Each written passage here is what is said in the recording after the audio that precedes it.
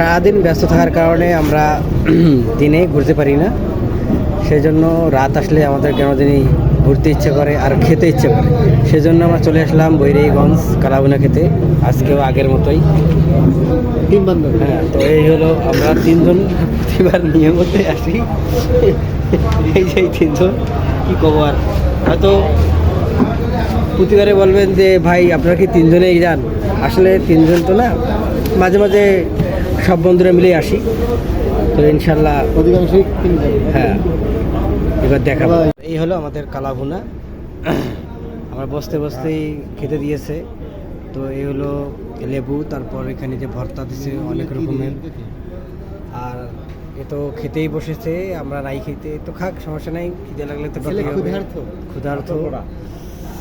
তো আজকের আয়োজন মোটামুটি খুব ভালোই আছে।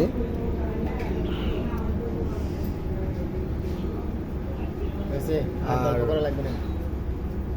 এই কালুভুনা খেতে খুব খুব ভালো লাগে, সেজন্যই আসি প্রতিনিয়ত।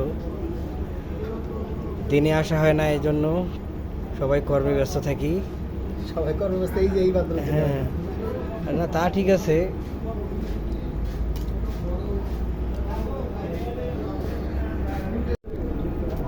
তো এই খেতে বসলাম, বিসমিল্লাহ।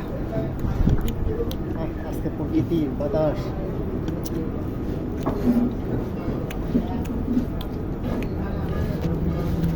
এত টেস্ট জন্যই প্রতিনিয়ত খেতে আসি আমরা।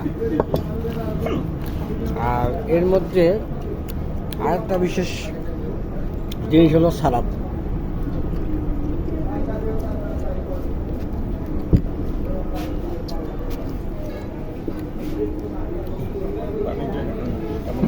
এই আস্তে আস্তে খা।